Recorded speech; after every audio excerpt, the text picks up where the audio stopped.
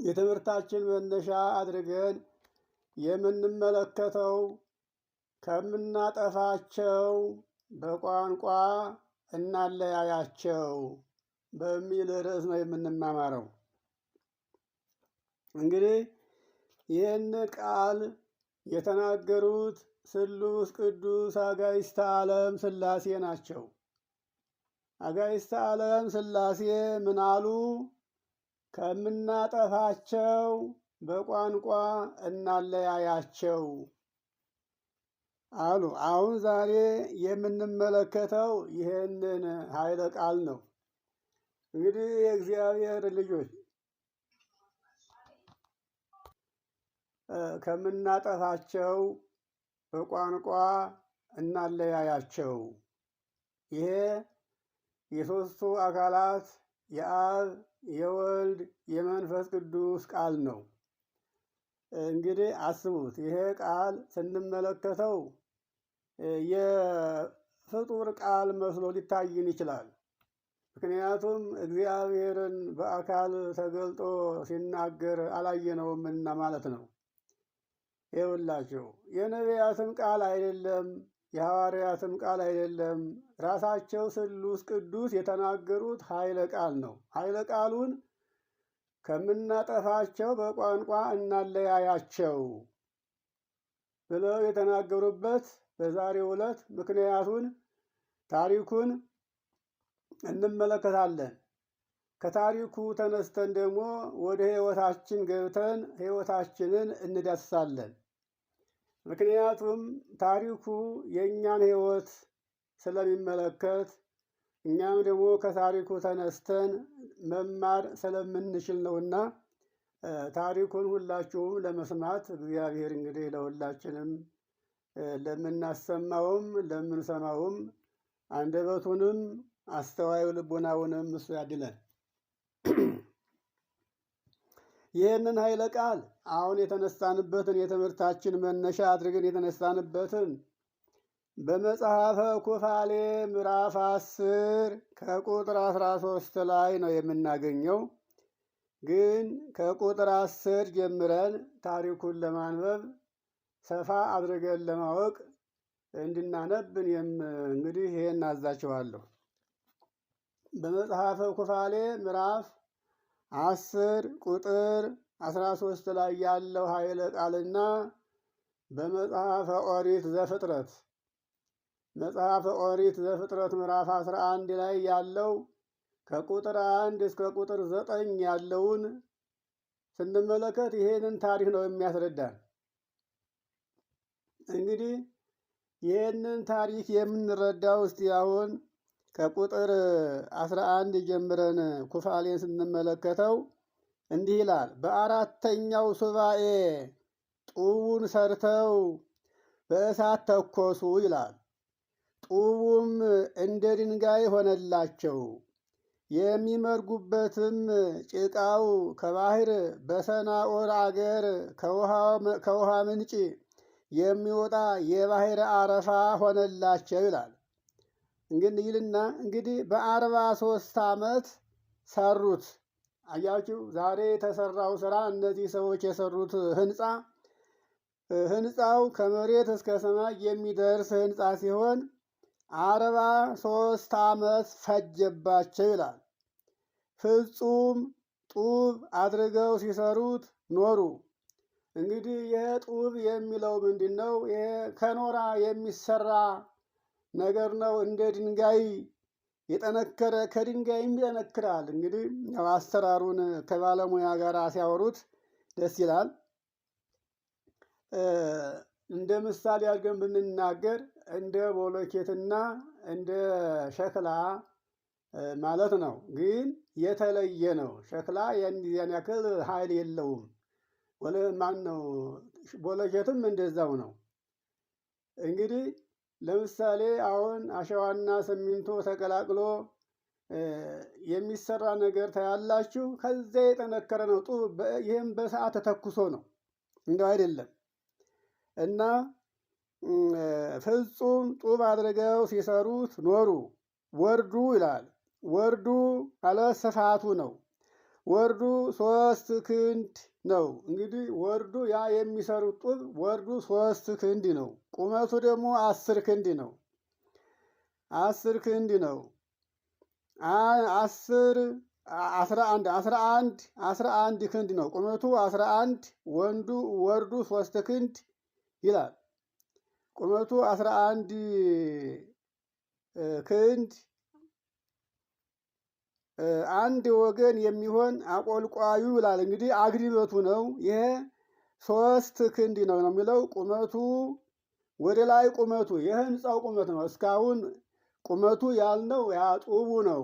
አያችሁት? እንደ አንድ ቦለኬት የሚታየው ጡቡ ነው። 5-6 ሰው አንስቶ የሚያስቀምጠው ያ ቁመቱ 3 ክንድ ነው።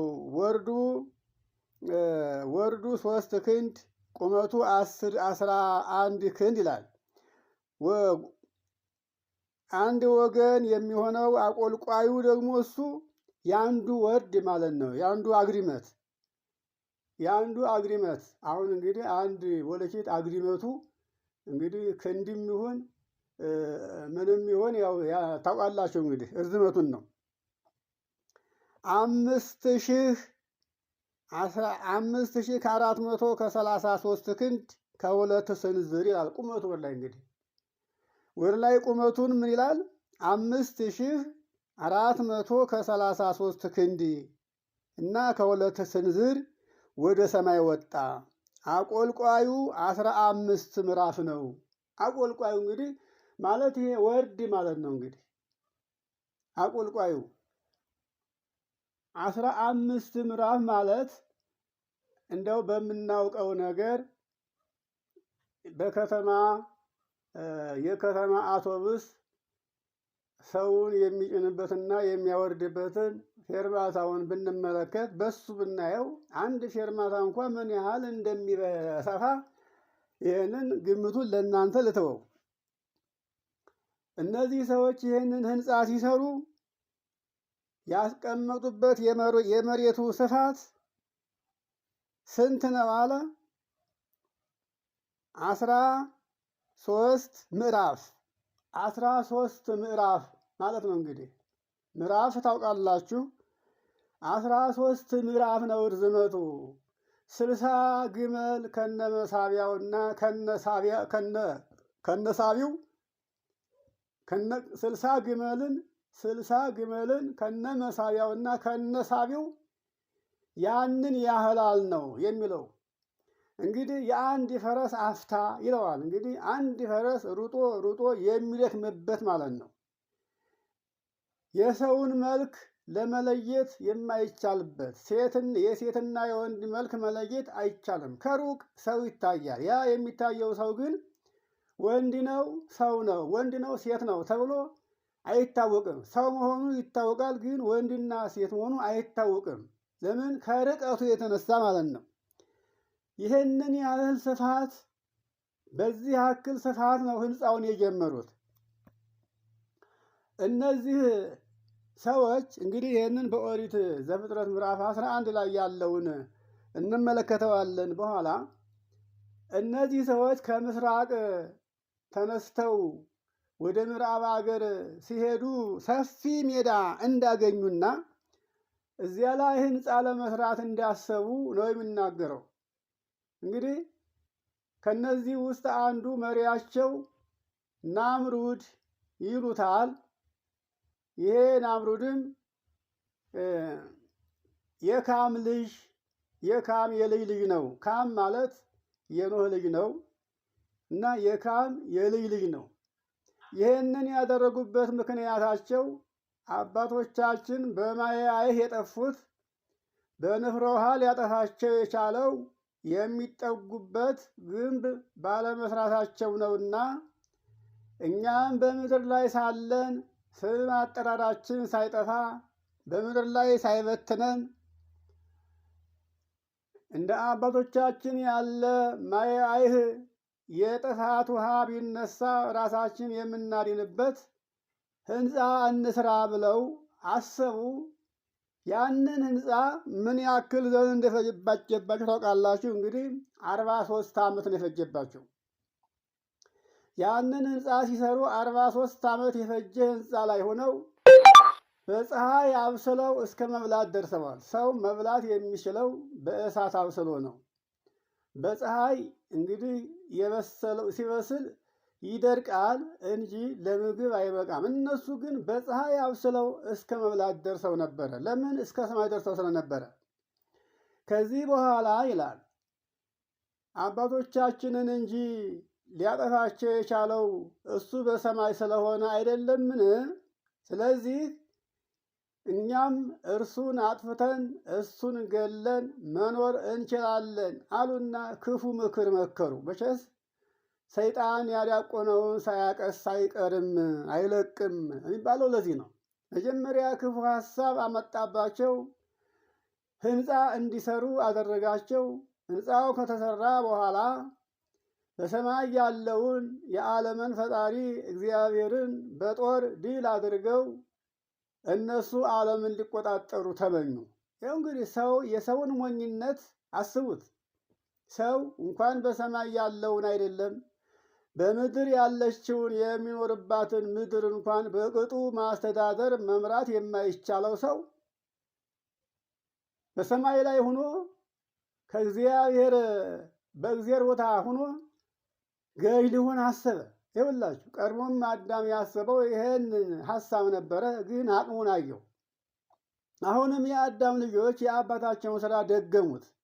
አያችሁ፣ የእኛን ወገኖች ሁሉ እነዚህ እንግዲህ የእኛን ወገኖች እንዲህ አድርጎ ያጠፋቸው የተባሉት እነዚያ እግዚአብሔር በመርከብ ያተረፋቸው 8ቱ ቤተሰቦች የኖህ ልጆች ናቸው። ኖህ ከነ ልጆቹ 3ቱ ልጆቹ የልጆቹ ሚስቶች 3ቱ 6ቱ እሱና ባለቤቱ 8ቱ ቤተሰብ የተባለው ይሄ ነው። አሁን ይህን ስራ የሚሰሩት በምድር ላይ ከበዙ በኋላ ይህን ክፉ ስራ ሊያስቡ የቻሉት እነማን ናቸው? የኖህ ልጆች ናቸው። የኖህ የልጅ ልጆች ናቸው። አስቡትማ። በዚህን ጊዜ ሰይጣን ክፉ ነገር አሳስቧቸው ነበርና እንግዲህ በሰማይ ያለውን እግዚአብሔርን በጦር ወግቶ መጣል ነበርና ሀሳባቸው። ወደ ላይ ጦር መወርወር ጀመሩ።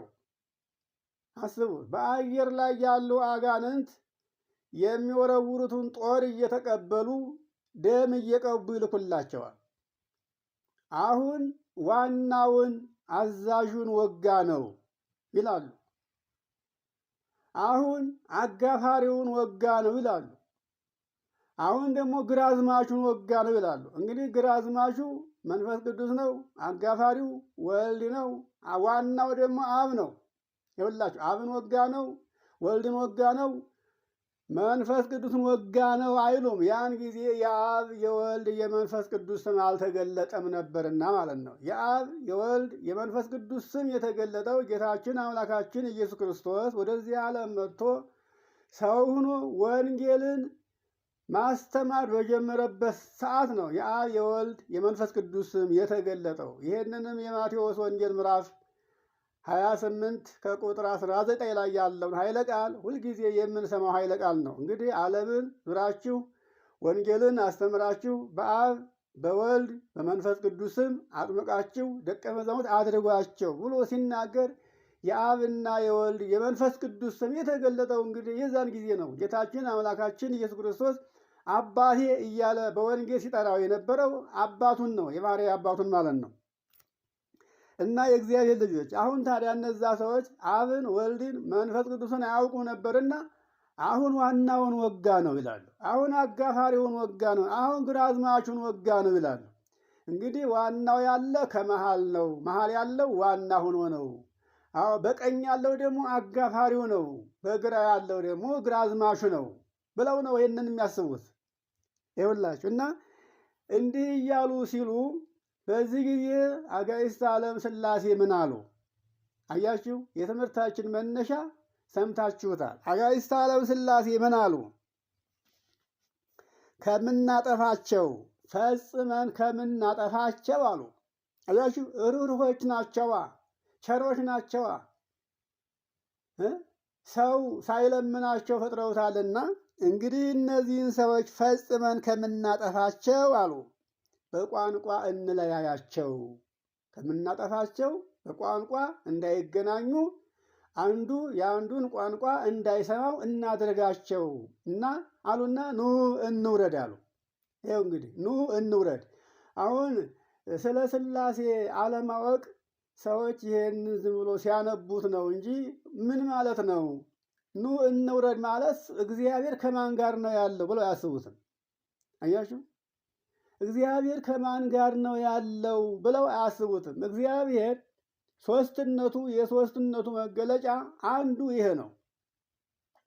አያችሁ፣ ሶስት አካል እንዳሉ እነዚህም ሶስት አካል አብ፣ ወልድ፣ መንፈስ ቅዱስ መሆናቸው እነዚህም ሶስት አካል አብ፣ ወልድ፣ መንፈስ ቅዱስ መሆናቸውን የሚያስረዳን ኑ እንውረድ፣ በቋንቋ እናለያያቸው፣ ቋንቋቸውን እንደባልቀው፣ አንዱ የአንዱን ቋንቋ እንዳያውቀው፣ አንዱ የአንዱን ቋንቋ እንዳይሰማ እናደርጋቸው፣ ከምናጠፋቸው በቋንቋ እናለያያቸው አሉ። ይህንን አሉና አንዱ አንዱን እንዳይሰማ ኑ ወርደን በቋንቋ እናለያያቸው። ከዚያም በኋላ በአሕዛብ አገር ይበተኑ። ከዚህ በኋላ ቁርጥ ፍርድ እስከሚደረግባት ቀን ድረስ አንዲት ምክር ጸንታ በእነሱ ላይ እንዳትኖር አሉ። አያችሁ፣ በአንድ ቃል እንዳይናገሩ። ይሄ ሁሉ ስራ ይሄንን ሁሉ ሀሳብ ሊያስቡ እና ሊሰሩት የደረሱት አንድ ቋንቋ ስለተናገሩ ነው። ቋንቋቸው አንድ ስለሆነ የተግባቡት። ስለዚህ እነዚህን እንዲግባቡ ማድረግ አያስፈልግም። እንዳይግባቡ በአንድ ቃል እንዳይናገሩ፣ አንዱ የአንዱን ቋንቋ እንዳያውቀው በቋንቋ እናለያያቸው አሉ። ይህንን ቅድም እንደነገርኳችሁ ዘፍጥረት ምዕራፍ 11 ላይ ከቁጥር 1 እስከ 9 ያለውን ድረስ እናንተም ደጋግማችሁ ብታነቡት የበለጠ ይገባችኋል ብዬ አምናለሁ። እንግዲህ ምንድን ነው ይኸውላችሁ፣ ዛሬ ከእነዚህ ሰዎች የምንማረው ሕይወት አለ። ሰው እግዚአብሔርን አልታዘዝም አልገዛም ሲል፣ እግዚአብሔርን መስማት አልፈልግም ሲል፣ አለመስማትን ሲጀምር እግዚአብሔር ሰውን በእንደዚህ በቋንቋ እንኳን እንዳይግባባ፣ በሀሳብ እንዳይግባባ፣ በስራ ሁሉ እንዳይጣጣም ያደርገዋል እግዚአብሔር። አያችሁ፣ አሁን ይችን ዓለም የምናያት ማንም ሰው በቋንቋም በሉት፣ በስራም በሉት፣ በሀሳብም ብትሉት ሁሉም የማይግባባ ነው። ሁሉም የራሱን ሀሳብ ይዞ ነው እንጂ የሚነሳው የባልንጀራውን ሀሳብ የባልንጀራውን ፈቃድ ደግፎ የሚነሳ የለም። ብቻ የኔ ፈቃድ ይሁን የኔ ሀሳብ ይሁን የሚለው ነገር አሁን ዛሬ በዓለም ላይ የሰፋው ሰው እነዛን ሰዎች የቀደሙትን ስለመሰለ ነው፣ በሀሳቡና በግብሩ ማለት ነው። ይኸውላችሁ ጆሮአችንን እንደ እግዚአብሔር መስጠት አለብን። እግዚአብሔር መቼም ቢሆን ሰውን ሳይመክር ሳያስጠነቅቅ መምህር ሳይልክ ዝም ብሎ አይቀጣም። እግዚአብሔር ሁሉን ነገር እንድናደርግለት ሲፈልግ ሁሉን ነገር አስቀድሞ ሰጥቶ ነው። አያችሁ፣ ያላስተማረውን ለምን አታውቅም፣ ያልሰጠውን ነገር ለምን አልሰጠህም አይልም እግዚአብሔር። በጣም የሚገርም ነገር ነው። እና በአጭሩ አሁን ይህን ታሪክ ሙሉን ታሪክ አይደለም የነገርኳችሁ፣ መቼም ታውቃላችሁ ብዬ ስለማስብ እናንተም ደግሞ ገብታችሁ ታነቡታላችሁ ብዬ ስለማስብ ነው። ወደኋላ መለስ ብለን ቁጥር 10 ላይ ያለውን ኃይለ ቃል ስንመለከት እንዲህ ነው የሚለው በ33ኛው ኢዮቤልዩ። ይሄ ቁጥር ነው እንግዲህ በ33ኛው ኢዮቤልዩ ከሁለተኛው ሱባኤ በመጀመሪያው ዓመት ፋሌክ የተባለ ሰው ስሟ ሎምና የምትባል ሚስት አገባ። ይህችውም የሲናኦር ልጅ ነች። እንግዲህ ይቺ የሲናኦር ልጅ ማለት ያቺ እነዚህ ሰዎች ህንፃውን የሰሩባት ሰናኦር የምትባል ሀገር ናት። በዛች በሰናኦር ሀገር ነው ሰፊ ሜዳ አግኝተው ይሄን ስራ ሊሰሩ የጀመሩት። ስለዚህ በዚህ ሱባኤ በ4ኛው ዓመት ወንድ ልጅን ወለደችለት። ማን? ሲናኦር። የሲናኦር ልጅ ለፋሌክ ወንድ ልጅን ወለደችለት ይልና ከዚህ በኋላ ወደ ምስራቅ ሀገር ወደ ሰናኦር ሀገር መጡ። ወደ ሰናኦር ሀገር ስለተሰደዱ ይልና በሰናኦር ሀገር ግንብና አምባን ይሰሩ ዘንድ የሰው ልጆች በጽኑ ምክር እነሆ ክፉዎች ሆኑ። አያችሁ፣ እግዚአብሔር በማይስማማበትና በማይተባበርበት እግዚአብሔር በማይወደው በክፉ ምክር ሄዱ። አስቡት። ምክራቸው፣ ሐሳባቸው ከእግዚአብሔር ሐሳብ ጋር የሚስማማ አልነበረም። ለዚህ ነው እግዚአብሔር በትንቢተ ኢሳይያስ ምዕራፍ 55 ላይ የተመለከትን እንደሆነ ሐሳባችሁ እንደ ሐሳቤ፣ ምክራችሁ እንደ ምክሬ፣ መንገዳችሁ እንደ መንገዴ አይደለም። የእናንተ መንገድና የእኔ መንገድ እጅግ የራቀ ነው። ሰማይ ከመሬት በጣም ከፍ እንደሚል ሁሉ እንዲሁ ከእናንተ መንገድ የኔ ሐሳብ የላቀ ነው፣ ከፍ ያለ ነው። ሐሳቤም ከሐሳባችሁ እንዲሁ የራቀ ነው። ስራዬም ከእናንተ ስራ እንዲሁ ልዩ ነው። ሰማይ ከምድር ከፍ እንደሚል ስራዬም ሐሳቤም ግብሬም ከዚህ ከፍ ያለ ነው ይላል እግዚአብሔር። ስለዚህ እኔ የተናገርኩት ቃሌ ያሰብኩትን ሳይፈጽም አይመለስም። አያችሁት? ቃሌ እዛ ኢሳይያስ ላይ ያለውንም ነግራቸው የተናገርኩት ቃሌ ያሰብኩትን ሳይሰራ ሳይፈጽም አይመለስም። ለምህረት ከሆነ የተላከው ቃሌ ምህረትን ሳያዘንም፣ ምህረትን ሳይሰጥ፣ ቸርነትን ሳያደርግ፣ የወደቀውን ሳያነሳ፣ ያዘነውን የተጨነቀውን ሳያረጋጋ አይመለስም። ለጥፋት ከሆነ ደግሞ የላኩት ቃሌ ጥፋቱን ሳያደርግ አይመለስም። ከሰማይ የወረደ ዝናም ለጥፋት ከሆነ ሳያጠፋ፣ ለበረከት ከሆነ በረከትን ሳይሰጥ አይመለስም። ለበረከት ከሆነ ቀስ ብሎ ለሰስ ብሎ ይወርዳል። ምድር እንዳትጎዳ፣ እንዳትናድ፣ እንዳትሸረሸር ቀስ በቀስ ወደ ውስጥ እየጠጣች እየረካች እንድትሄድ ያደርጋታል። የሰላም የፍቅር ዝናብ ከሆነ፣ የቁጣ ዝናብ ከሆነ ግን እሱ ምድርን ሳይንድ የቆመውን ሁሉ ሳያረግፍ ሰውን እንስሳውን ሳያጠፋ አይመለስም። ከእኔ የወጣ ትእዛዝ ነውና። ስለዚህ እኔ ሐሳቤ ከሐሳባችሁ መንገዴ ከመንገዳችሁ ከፍ ያለ ስለሆነ አንድ ጊዜ ለመርገምም ብትሉት ለበረከትም ብትሉት ከእኔ የወጣው ቃሌ በረከትም ከሆነ በረከትን፣ ሰላምን ከሆነ ሰላምን፣ ፍቅርን ከሆነ ፍቅርን፣ ጤንነትንም ከሆነ ጤንነትን። መቼም ሐሳባችሁ ብዙ ነው፣ የምታስቡት እንደ መልካችሁ ብዙ ነው፣ እንደ መልካችሁ። አሁን በመልክ አንገናኝም። በስም እንኳን አልፎ አልፎ እንገናኛለን። በመልክ ግን አንገናኝም። በሰውነታችን ቅርጽና መጠን አንገናኝም። ይኸውልህ እንግዲህ አንዱ ዛፍ ነው፣ አንዱ ኩርንችት ነው። ልክ እንደ ሜዳ ዛፍ ነን ስንታይ። የሜዳ ዛፎች ሁሉም እኩል አይደለም፣ ሁሉም ኩርንችትም አይደለም፣ ሁሉም ዛፍ አይደለም። ዛፉ ዛፍ ነው፣ ኩርንችቱ ኩርንችት ነው። እኛም ሰዎች ነን። ሰው ሁነን ሳለ ግን በመልክ አንገናኝ፣ በተግባር በሐሳብ አንገናኝ።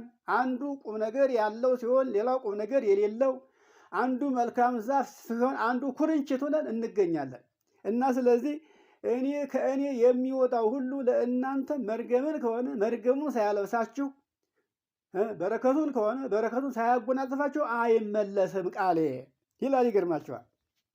እና እነዚህ ሰዎች እንግዲህ እነሆ ክፉዎች ሆኑ አለና ክፉዎች ሆኑ አለና ስሙን ራግው አለው። አምባን ይሰሩ ዘንድ ልባቸው በጽኑ ምክር እነሆ ክፉዎች ሆኑ አለና ክፉዎች ሆኑ ብሏልና ስሙን ያንን ሰው ራግው አለ። ወደ ሰማይ እንወጣበታለን ሲሉ በዘመኑ ግንብና አምባን እንስራ ብለው አስበዋልና ይህንንም ያሰቡትን መስራት ጀመሩ። እንግዲህ ራግው ነው ይህን ሁሉ ክፉ ነገር ሐሳብ ያመጣው። ስለዚህ አለ ቅድም ነግሬያችኋለሁ፣ በአራተኛው ሱባኤ ላይ የሆነውን ነገር ተናግሬያለሁ እና ይህንንም 43 ዓመት ሰሩት። ፍጹም አድርገው ሰርተውታል። አያችሁ፣ እግዚአብሔር ካልተቆጣ በስተቀር እስከ ዓለም ፍጻሜ መኖር የሚችል ህንፃን የሰሩት። አያችሁ፣ ህንፃውን ዘመን የሚሽረው ህንፃ አድርገው አይደለም የሰሩት። መቼም ከእግዚአብሔር የሚያመልጥ የለም፣ በእግዚአብሔር ዘንድ ጽኑ ሆኖ የሚኖር የለም እንጂ ቢኖር ኖሮ ግሩም አድርገው ነበር የሰሩት ህንፃውን። እንግዲህ እስከ ሰማይ ደርሷል። ከዚያ በኋላ እግዚአብሔር ምን አደረገ? ቋንቋቸውን ለያያቸው። አያችሁት? ኑ እንውረድ ከምናጠፋቸው ይህን ክፉ ሐሳብ አሰቡ ብለን የሰውን ልጅ ከምድረ ገጽ ጨርሰን ከምናጠፋው በቋንቋ መለየት አለብን አለና በቋንቋ ለያያቸው። ህንፃው ገና ተሰርቶ አላለቀም። ስለዚህ አንዱ ጭቃ አንጣ ሲል ጭቃ አምጣ የተባለው ድንጋይ ያቀብላል። ድንጋይ አይደለም ያልኩህ ሲለው ደግሞ ቋንቋው ስለማይገባው ውሃ ያቀብላል። ይኸውላችሁ ድንጋይ አንጣ ሲባል እንጨት፣ እንጨት ሲባል ጭቃ፣ ጭቃ ሲባል ውሃ እያሉ በቋንቋ አልግባባሉ። ስራው እንዴት ይሰራ? አያችሁ፣ ሰው በቋንቋ በሀሳብ ካልተግባባ የሚሰራ ስራ የለም። አያችሁ፣ በአንድ ቤት ውስጥ የሚኖሩ ባልና ሚስት አንድ ቤተሰብ መጀመሪያ በሀሳብና በቋንቋ ሊግባቡ ያስፈልጋል። ምንም እንኳ የምንናገረው ቋንቋ አንድ ቋንቋ ቢሆንም አንድ አማርኛ ቢሆንም አማርኛም አይሁን ትግረኛም በሉት ኦሮምኛም በሉት እንግዲህ ያ ቋንቋችን ነው። በቋንቋችን ከአንድ ቤት ውስጥ በቋንቋ እንደማመጣለን፣ ግን በሀሳብ አንግባባም። አያችሁ እንግዲህ ቋንቋችን አንድ ሆኖ ሳለ በሀሳብ የማንግባባው ለምንድን ነው? እግዚአብሔር ጋር ጠብ ስለጀመረ ነው። እግዚአብሔር ጋር ስንጣላ በሀሳብ አንግባባም፣ በመንገድም አንግባባም። አንዱ በዚህ ልሂድ ይላል፣ አንዱ በዚህ እንሂድ ይላል። አያችሁት? አንዱ አቋራጭ መንገድ እንሂድ ሲል አንዱ የለም ቀጥታውን እንሂድ ይላል። እዚያ ላይ መጣላት ይመጣል። ለምን እኔ ያልኩት አይሆንም? ለምን ያልተሰው እልክነት ይመጣል። እልከኝነት ይኸውላችሁ፣ ይሄ ሁሉ ነገር የሚያገኘን መጀመሪያ ለእግዚአብሔር የተስማማንና የተመቸን ብንሆን ኑሮ በእግዚአብሔር እጅ ላይ እያለን ክፉ ሀሳብ የማናመነጭና ክፉ ነገር አመንጭተን ክፉ ነገር ለመስራት የማንመኝ ብንሆን ኑሮ እግዚአብሔር በሀሳባችንም በቋንቋችን መካከል ገብቶ የመደማመጥ ሀብት እንዲኖረን ያደርገን ነበር። ይኸው እግዚአብሔር የሚወዳቸውን ሰዎች ቦታ ሳያገናኛቸው በመልክ ሳይተያዩ ይግባባሉ። ይገርማቸዋል። እግዚአብሔርን የሚወዱ ሰዎች በነገራችን ላይ 12ቱ ሐዋርያት ደቀ መዛሙርት ነበሩ። በእርግጥ የክርስቶስ ደቀ መዛሙርት ናቸው። ግን ወንጌልን ሲጽፉ በቦታ አልተገናኙም። በቋንቋ አንድ ናቸው። ማቴዎስ፣ ማርቆስ፣ ሉቃስ፣ ዮሐንስ በአንድ ቦታ ሆነው ወንጌልን አልጸፉም። ግን ከመንፈስ ቅዱስ ስለነበሩ በተለያየ ቦታ ሆነው ወንጌልን ሲጽፉ የአራቱም ወንጌላውያን ቋንቋ ወይም ወንጌል አንድ ሆኖ ተገኝቷል። ይኸውላችሁ ከእግዚአብሔር ጋር የሆነ ሁሉ በየትም ይኑር ቋንቋውና ሀሳቡ ይገናኛል። ጻድቃን ሳይገናኙ ጻድቃን ሳይቃጠሉ ተገናኙ የሚባል ነገር ሰማላችሁ አይደለም? አዎ፣ ጻድቃን ሳይቃጠሉ እዚህ ቦታ እንገናኝ ሳይሉ ጻድቃን ሳይቃጠሉ ይገናኛሉ። በሀሳብ ይገናኛሉ፣ በሀሳብ ይስማማሉ። ያም ጻድቅ ነው፣ ይሄም ጻድቅ ነው፣ ጻድቁና ጻድቁ በጸሎት አስበኝ ሳይባባሉ በሀሳብ ይገናኛሉ። ሀሳባቸውም የሁሉም ጽድቅ ስራ ነው። እግዚአብሔርን ማወቅ፣ እግዚአብሔርን መፍራት፣ በጎ ስራ እንዲኖራቸው ነው። በምድር ላይ እስካሉ ድረስ ሰው ነውና ሰውን እንደ ሰውነቱ አክብረነው፣ ወደነው፣ ረድተነው፣ አግዘነው ወንድማችን ብለን እንድንኖር ነው የጻድቃን ሀሳባቸው። የኃጥአን ሀሳባቸው ግን ተንኮል ነው፣ ክፋት ነው፣ ትዕቢት ነው፣ ቂምና በቀል ነው፣ አገርን ማጥፋት፣ ሰውን ማጥፋት፣ እግዚአብሔርን መንቀፍ፣ እግዚአብሔርን መስለፍ ነው። አያችሁ፣ ይሄ ነው የኃጥአን ስራ። ይሄ ታዲያ ዲያብሎስ ድር ያደራባቸው የሸረሪት ድር የደራባቸው ሰዎች ናቸው። እንዲህ በሀሳብና በስራ የማይገናኙት እኒህ ሰዎች እንዲህ ዲያብሎስ ድር ያደራባቸው ሰዎች ነበሩ። አያችሁት? ዛሬ ያለው ሰውስ ከእነዚህ ሰዎች በምን ይለያል ብላችሁ ብታስቡ አይለይም፣ የተለየ አይደለም። አዎ እግዚአብሔር ለዘመናት የገነባትን ዓለም እያፈረሰ ያለ ነው። አሁን ያለው ሰው እኮ አይቻለውም እንጂ ቢቻለው ሰማይ ወጥቶ ሰማይን መናድ የሚፈልግ ትውልድ ነው። እንደነዛ ሰው ስለማይቻለው እንጂ ቢቻለው እነዛ ሰማይን ንደው በሰማይ ላይ ሆነው እግዚአብሔርን አውርደው ጥለው እነሱ የዚህ ዓለም ገዥ መሆን ነበር የፈለጉት። የማይቻለውን እንችለዋለን ብሎ አሰቡ። ዛሬም ሰው በዚህ ዓለም ስታዩን የማይቻለውን ነገር እንደሚቻለው አድርጎ ሲንጠራራ ምን ሆነ? ይኸው መኖሪያውን እያጣ ነው። ዓለምን እያፈረሳት፣ ዓለምን እየገነባት ሳይሆን እያፈረስ ነው ያለው። እንግዲህ ዓለም ፈረሰች ማለት የሰው ህልውና አከተመ ማለት ነው። እንግዲህ ይኸውላችሁ እና የእግዚአብሔር ልጆች እንግዲህ ምንድን ነው ጌታችን አምላካችን ኢየሱስ ክርስቶስ በወንጌል የተናገረውን ኃይለ ቃል ሰምታችኋል። በማቴዎስ ወንጌል የሉቃስ ወንጌል ምዕራፍ 12 ላይና የማቴዎስ ወንጌል ምዕራፍ 10ን ስንመለከት ምን ይላል? እኔ ይላል ጌታችን ኢየሱስ ክርስቶስ እኔ ሰላምን ለማምጣት የመጣሁ አይምሰላችሁ። አያችሁት? ሰላምን ለማምጣት የመጣሁ አይምሰላችሁ ሰይፍን እንጂ። እግዚአብሔር ወደዚህ ዓለም ሲመጣ ለሚሰሙት ሰላምን፣ ተድላ፣ ደስታን፣ በረከትን ይዞ የሚመጣ ሆኖ ሳለ እንዲህ ለማይሰሙትና ለማይታዘዙት ሰላምን ያመጣሁ አይምሰላችሁ። አዎ ሰይፍን እንጂ። ይኸውላችሁ አማትን ከምራቷ፣ ምራትን ከምራቷ፣ እናትን ከልጇ፣ ልጅን ከእናቷ ለመለየት ነው የመጣሁት አለ። ይሄ ማለት ምን ማለት ነው? እንግዲህ በወንጌል ያስተማረው ትምህርት ነው። አስቡት። ለእኔ የማትመቹና ቃሌን የማትሰሙ ብትሆኑ እርስ በርሳችሁ እንዳትስማሙና እንድትለያዩ አድርጋችኋለሁ። በሐሳብ አትግባቡም፣ በምግብ አትስማሙም፣ በምኝታው በኑሮ አትስማሙም፣ አትጣጣሙም። ይኸውላችሁ እንግዲህ በቋንቋ እኮ አልተለያየንም፣ ግን በሐሳብ አንግባባም። ይኸውላችሁ አንድ ቤተሰብ ነን፣ ተስማምተን መኖር አንችልም። እግዚአብሔር ሁሉን ሰጥቶን ሳለ የሚበላውና የሚጠጣውን ሳይነሳን መጠለያውን ሳይነሳን ተስማምተን አንኖርም። ታዲያ በቤቱ ውስጥ ከባለቤቱ፣ ከእናቱ፣ ከአባቱ፣ ከልጁ ጋር ተስማምቶ የማይኖር ሰው ከሀገሩና ከጎረቤቱ ጋር እንዴት ነው የሚስማማው? ስምምነቱ እኮ መጀመሪያ ከቤት ነው የሚጀምረው። ከቤት ያልወጣ ከቤት ያልጀመረ ነገር ወደ ሀገር አይደርስም። አያችሁ፣ ስም ይወጣ ከቤት ይከተል ጎረቤት ይባላል። ስም እንኳ ከቤት ካልወጣ ጎረቤት ስም አያወጣም። ከቤት የወጣውን ስም ጎረቤት ተከትሎ በዚያ ስም ይጠራል። አያችሁት? ያ ስም ታዲያ በጎ ስም ከሆነ በበጎነት ይታወቃል፣ ይገለጣል። ያ ስም ግን ክፉ ከሆነ ያ ክፉ ስም ከጎረቤት አልፎ ወደ ሀገር፣ ከሀገርም ደግሞ ወደ ሀገር እያለ የሰውየው የክፋቱ ዝና ይነገራል። አያችሁት ወገኖች? እንግዲህ ይሄ ታሪክ አሁን የሰማነው ይሄ ታሪክ ብልህ ምን ይባላል? ከጎረቤቱ ይማራል ይባላል። ብልህ የሆነ አዋቂ የሆነ ሰው፣ አስተዋይ የሆነ ሰው ከጎረቤቱ ይማራል። አዎ ጎረቤቱ እና እግዚአብሔር ተስማምተው ከሆነ ያንን ጎረቤቱን እግዚአብሔር ሲረዳው አይቶ ከሆነ ይሄንን ጎረቤቴን እግዚአብሔር በምንድን ነው የወደደው?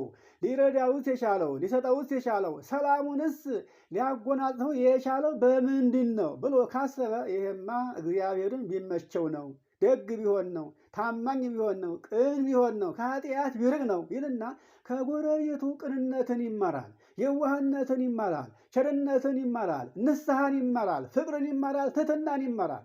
አያችሁት? ያ ጎረቤቱ ደግሞ ክፉ ሆኖ ክፉ ከሆነ የሚሰራው ያ ብልሁ ሰውዬ አይ ከክፋት ይሻላል ደግነት ይልና አይ በክፋቴ የማገኘው ጥቅም እርባና አይኖርምና ስለዚህ እኔ ክፋት አያዋጣኝም፣ እግዚአብሔር ክፉዎችን አይወድም፣ ክፉዎችን ባለፈው ዘመን ታሪኩን አውቃለሁ፣ እነዚህን አጥፍቷቸዋል። በተለይ በኖህ ዘመን የነበሩትን ሰዶምና ገሞራን እንዲሁ በከላውዲዮን ምድር ሕንፃ ሰርተው እስከ ሰማይ ድረስ ወጥተው እግዚአብሔርን እንዋጋለን ያሉትን ሰዎች ሁሉ ዋጋቸውን ሰጥቷቸዋል። እግዚአብሔር ቢታገሉት ይጥላል እንጂ አይወድቅም። ከነስሙ አሸናፊው እግዚአብሔር ጸባዖት ነው። ጸባዖት ማለት አሸናፊ፣ የማይሸነፍ ማለት ነው። አሁን ዛሬ ሥላሴ ጸባዖት መንበረ ጸባዖት ማለት እንግዲህ ያ መንበራቸው ዙፋናቸው ነው።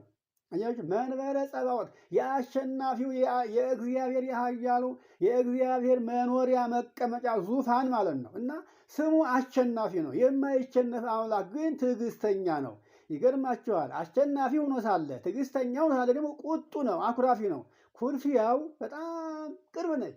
ትንሽ ነገር ታስኮርፋለች። ለምን ካላችሁ እሱ ንጹሕ ስለሆነ ቅዱስም ስለሆነ እውነተኛም ስለሆነ ሰዎች ሁሉ የፈጠርኳቸው ሰዎች ሁሉ እንደኔ ንጹሕና ቅዱስ ይሆናሉ ብሎ ያሰባቸው ሰዎች ከንጽሕና ወጥተው ከቅዱስና ወጥተው ከኃጢአት ጋር ተስማምተው ኃጢአትን የሚሰሩ ልባቸው የሚያስቡ ተንኮል፣ ክፋት፣ ቂም፣ በቀል፣ ጥላቻ የዚህን ዓለም ፍቅር፣ ተላ ደስታ ሆኖ ሲያገኘው ቶሎ ያኮርፋል። ታዲያ ደግሞ እንደ ትዕግስቱ እንዳኮረፈ አይቀጣም። እንዳኮረፈ ወዲያውኑ መቅሰፍት አያመጣም። ይኸውላችሁ እንግዲህ እኒህ ሰዎች ይህን ያህል ነበር የፈተኑት።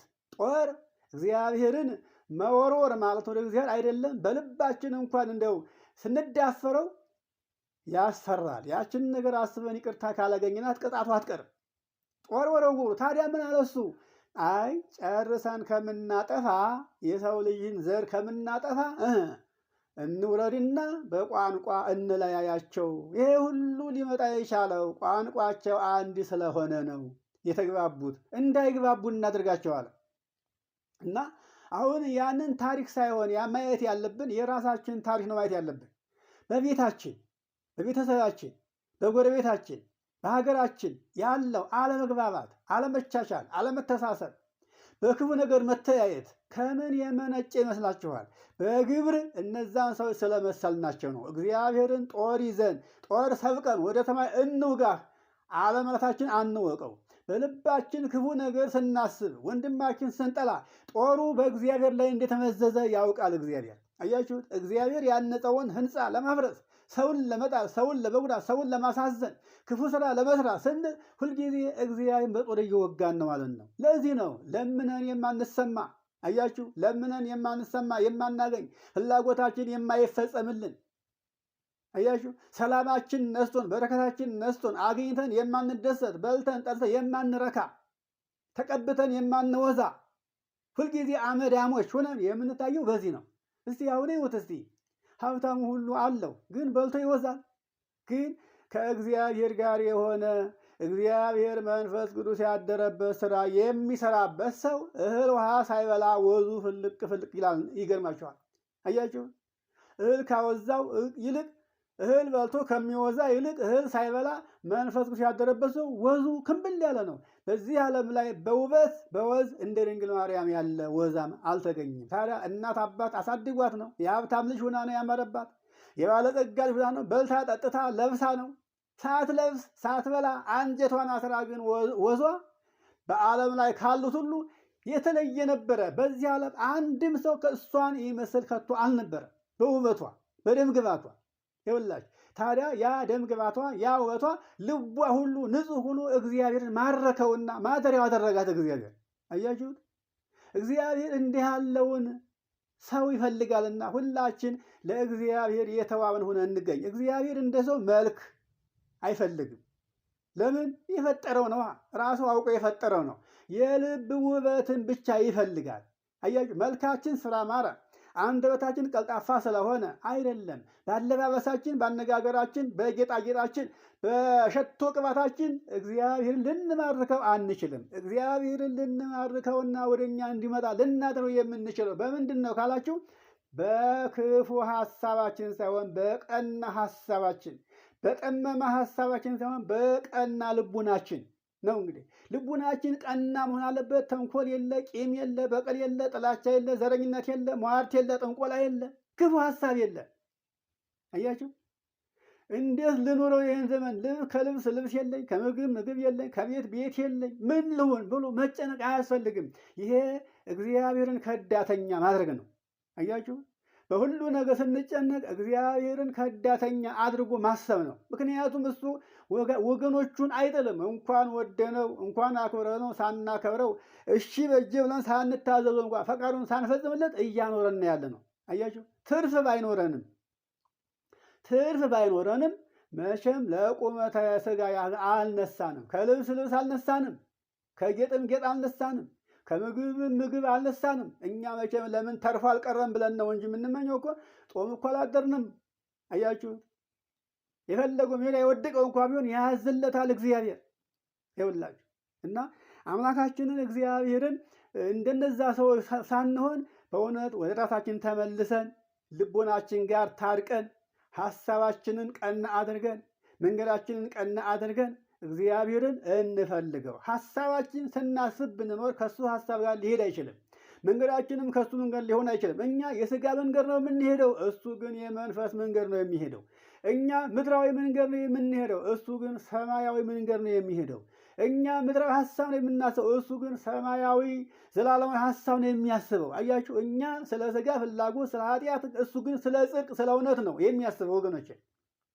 ስለዚህ ነው እንግዲህ የማቴዎስ ወንጌል ምዕራፍ 10 ላይ ያለውን እና የሉቃስ ወንጌል ምዕራፍ 12 ላይ ያለውን ኃይለ ቃል ስንመለከት እኔ ሰላምን ለመስጠት ሰላምን ለመስጠት የመጣሁ አይምሰላችሁ፣ እናትን ከልጇ አማትን ከምራቷ ለመለየት ነው እንጂ ያለው። እንግዲህ እግዚአብሔር ለእኛ ብሎ ወዶ ፈቅዶ ያደረገውን ነገር አሜን ብለን ለምስጋና ካልበቃን እርስ በርሳችን እንድንያያዝ ያደርገናል።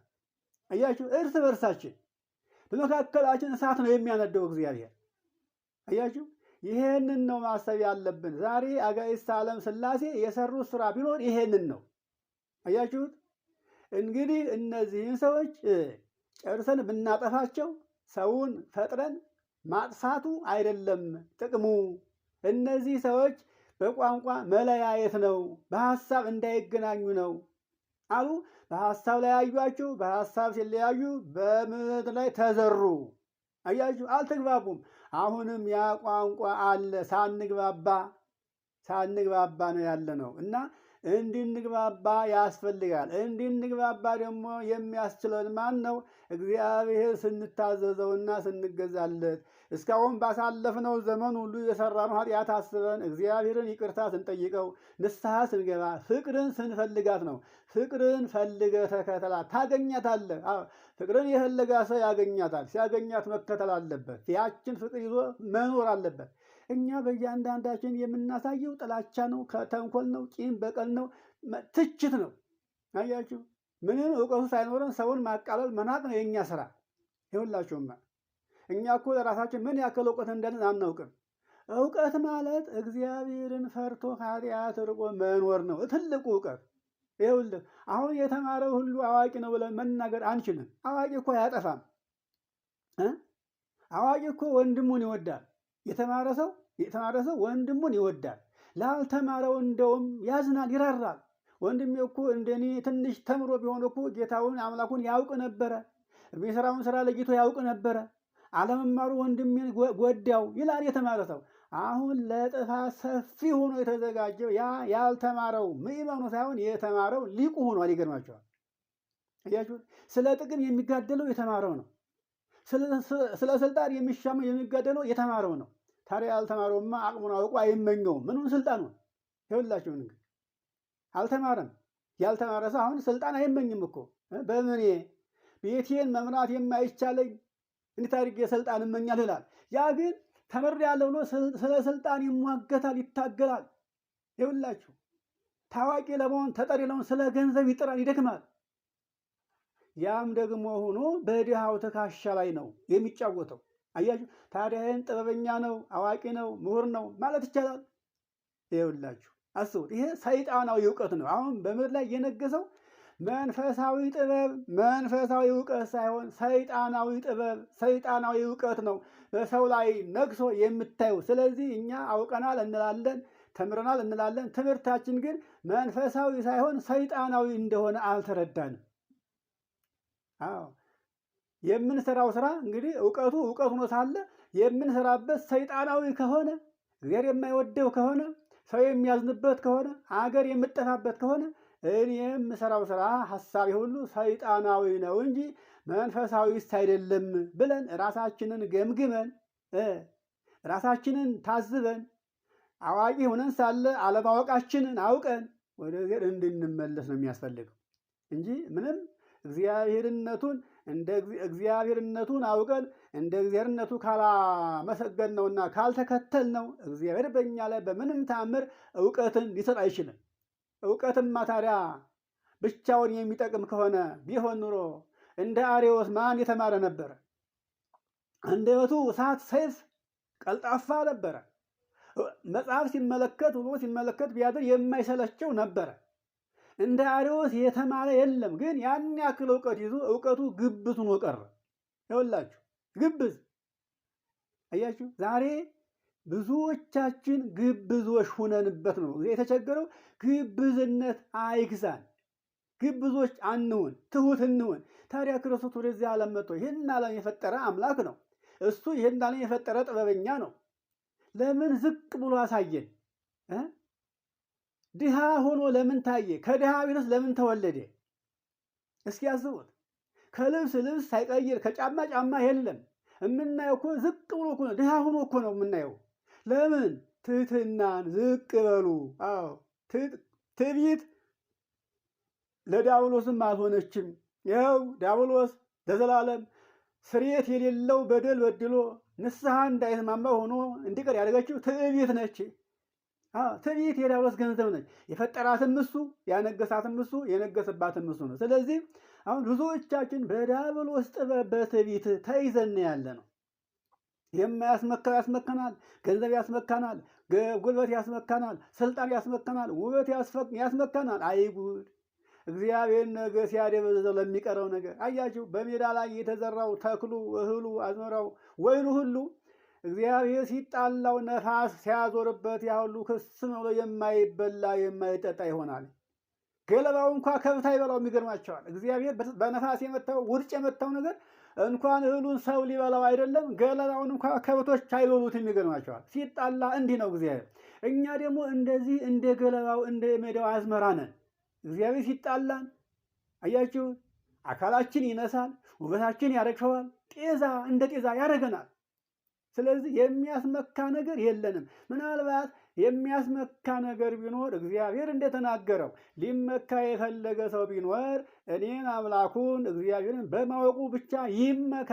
እኔም ደስ የሚለ ነገር ቢኖር ፈጣሪውን አውቆ በፈጣሪ የሚመካ ብቻ ነው። ፈጣሪህን ያወክ ዕለት ኃጢአት አትሰራም፣ ክፉ ነገር አታስብም። ያን ጊዜ ነው እውቀትህ የሚገለጠው። በተቀረ በተደፈነ እንደ ቅል ድፍን ብለህ ክፋትን ተንኮን እያሰብክ አንተ መራራ ሆነህ አትቅር። ቅል ካልተከረከመና ካልተሟሸ መራራ ነው። እያችሁ ያልተከረከመ ቅል ምንጊዜም ቢሆን ሲከረከም ከውስጡ ያለው እሬት ነው። ያ ተሟሽቶ ተዘብዝፎ ነው እንግዲህ የሚገለገሉበት። አንተ እንዳልተከረከመ ቅል ድፍን ቅል ሁነህ ተምሬያለሁ ይመስልሃል። ትምህርትህ ግን አንተንም ዓለምንም ሕዝብንም የሚጎዳ ጥበብ እውቀት ይዘህ ተምሬያለሁ ትላለህ። አንተ ምሁር አይደለህም። አያችሁ፣ ይኸው እናውቃለን ሲሉ ጥበበኞች ነን ሲሉ ደንቆሮች ሆነው ተገኙ ይላል ሮሜ ምዕራፍ 1 ከቁጥር 19 ጀምረን ብንመለከት ጥበበኞች ነን ይላሉ፣ ግን ጥበበኞቹ ደንቆሮች ሆነው ተገኙ። እግዚአብሔርን እንደ እግዚአብሔርነቱ ባለማወቃቸው ምን ሆኑ? ደንቆሮች ሆኑ። ሰው ሲደነቁር የሚሰራውን ስራና የሚያስበውን ስራ ሀሳብ አያውቅም። አያችሁት?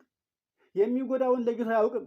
ይኸው ዛሬ ዓለም ታዲያ ጥበበኛ ሁና ነው ራሷን በራሷ የምታረክሰው። ከማያበቅል መሬት ላይ ዘሯን እያፈሰሰች ያለችው ዓለም አብቃ ነው። እስኪ ያልስቡት። ከማያበቅል መሬት ላይ ይሄ ዘር እኮ ሰው እኮ ነው። ሰው ዘሩን ምን ላይ ነው የሚዘራው? ያላችሁ ከማያበቅል መሬት ላይ። አሁን ወንድ ልጅ ያበቅላል፣ ሴት ልጅ ከሴት ዘር ታበቅላለች። የወንድ ዘር ብትቀበል ግን መልካም ፍሬ ታፈራለች። ይሄን ዓለም የሚረከብ እግዚአብሔርን የሚያውቅ ነብይ ትወልዳለች፣ ሰማዕት ትወልዳለች፣ ሐዋርያ ትወልዳለች፣ ጻድቅ ትወልዳለች። ከወንድ የሆነ እንደሆነ ከሴት ዘርን ተቀበላ ምን ታፈራለች? እሷ ራሷ ትረገማለች። ወንዱም እንዲሁ ነው። አሁን ታዲያ ይሄ ክፉ ምግባር የሰፋበት ጊዜ ላይ ስንኖር ይህ ዓለም ተምሯል እንላለን፣ አውቋል እንላለን። በድንቁርና ተውጦ ያለ ማለት ይሄ ነው። እንግዲህ ይሄ ማለት እንግዲህ እነዛ የከላውዴዎን ሰዎች በሰናዖር ሜዳ ላይ ህንፃ ሰርተው ከፈጣሪ ጋር ሊታገሉ ሊዋጉ ያሰቡ ከንቶዎች ማለት አሁን ይሄ ያለንበት ትውልድ ከዚያ ጋር ነው ማነጻጸር ያለብን። እና የእግዚአብሔር ልጆች እንግዲህ በዛሬው ዕለት አጋዕዝተ ዓለም ሥላሴ እንግዲህ ከዚህ ሁሉ ይሄን ትውልድ ከምናጠፋው በቋንቋ እንዳይገናኝ እናድርገው። አያችሁ፣ እግዚአብሔር ይሄን ዓለም አሁን እንዳለመታዘዙ ማጥፋት ይቻለዋል። ግን ክፉ ምክራችን ስለሚያውቅ ደግሞ በቋንቋ ብዙዎቻችን ስንገናኝ ደግሞ በሀሳብ እንዳንገናኝ አድርጎናል። በሀሳብ እንዳንገናኝ እናትና ልጅ፣ ባልና ሚስት፣ ጎረቤት ከጎረቤት በሀሳብ አይገናኝም። ሁሉም ቤቱን ቆልፎ ነው ያለው። ቤቱ ማለት ልቡን ማለት ነው። ልቡን ለባልንጀራው ግልጥ አያደርግም። ይኸውላችሁ ልባችን ተንኮለኛ ስለሆነ፣ ልባችን አመፀኛ ስለሆነ በምንም ተአምር ከቶ እግዚአብሔር ልናውቀው አንችልም። ነቢዩ እስራኤል በቀድሞ ትንቢቱ ሲናገር ኤርምያስ ምዕራፍ 17 ከቁጥር 12 ላይ ነው። ከቶ እግዚአብሔር ወደዚህ ዓለም መጥቶ ሰው ሆኖ ሲገለጥ ማን ሊያውቀው ይችላል? የሰው ልጅ ሁሉ ልቡ ክፉ ነው፣ ጠማማ ነው፣ ቅንነት የለውም። ልቡ ቅንነት የሌለው ሰው የእግዚአብሔርን ሰው መሆን ማንም ሊያውቁ አይችልም ብሎ ተናግሮታል። ይኸው አሁን ሰው ሆነ ተወለደ ብለን እየሰበክን እያስተማርን ያለ ነው። ይገርማቸዋል። ግን ሰው ስለመሆኑ እንናገራለን እንጂ ሰው መሆኑ አላወቅነውም። ይኸውላችሁ አምላክ ሰው መሆኑ ብቻ እንናገራለን እንጂ አምላክ ሰው መሆኑ ብናውቅ ኖሮ እያንዳንዳችን በየራሳችን ርኩሰት ውስጥ ገብተን አንረክስ ነበረ፣ በክፉ ሀሳብ አንጠመድም ነበረ። እና እንግዲህ ይሄንን አሁንም ሥላሴ ሰውን ፈጽመን ከምናጠፋቸው በቋንቋ እናለያያቸው ያሉበት ዛሬ እርስ በርሳችን በሀሳብ እንዳንገናኝ፣ በሀሳብ እንዳንግባባ፣ በሀሳብ ተግባብተን ተስማምተን ቋሚ የሆነ ነገር እንዳይኖረን ልባችን ሀሳቡ ስለማይገኝ ነው። አያችሁ፣ ጥልቅ ነገር ክፉ ምክር ስለምንመክር በዚህ መንገድ ነው ያለ ነው። እና አሁንም እኛ ከማንም ጋር ሳይሆን ከእግዚአብሔር ጋር ብቻ እንድንገናኝ ነው የሚያስፈልገው። ከእግዚአብሔር ጋር መገናኘት ስንጀምር እግዚአብሔር የራሱን ሰዎች ያውቃቸዋልና እርሱ ራሱ እኛን ያገናኘናል፣ ያስማማናል፣ አንድ ያደርገናል ማለት ነው። እና የእግዚአብሔር ልጆች ለሁሉም እግዚአብሔርን ማወቅም መፍራትም ወደ ጽድቅ መመለስም ያለብን አሁን ባለንበት ሰዓት ነው እንጂ ነገ የእኛ ጊዜ ነው ማለት አንችልም። የነገው ጊዜ የማን ጊዜ እንደሆነ የሚያውቀው እግዚአብሔር ነው። የእኛ ጊዜ ዛሬ ነፍሳችን ከስጋችን እስካለች ድረስ ነው። ዛሬ ለነገ አዳር እንዴትን መኖር እንደምንችል አናውቅም። የሚያውቀው እግዚአብሔር ነው። እና በተሰጠን ሰዓትና ጊዜ ራሳችን ለመጥቀም እናስተውል፣ እንመለስ ለማለት ነው የመከሩን ያስተማሩን አጋዕዝተ ዓለም ሥላሴ ክብርና ምስጋና ለእርሳቸው ይሁን። እንግዲህ ይህንን ኦሪት ዘፍጥረት ምዕራፍ 11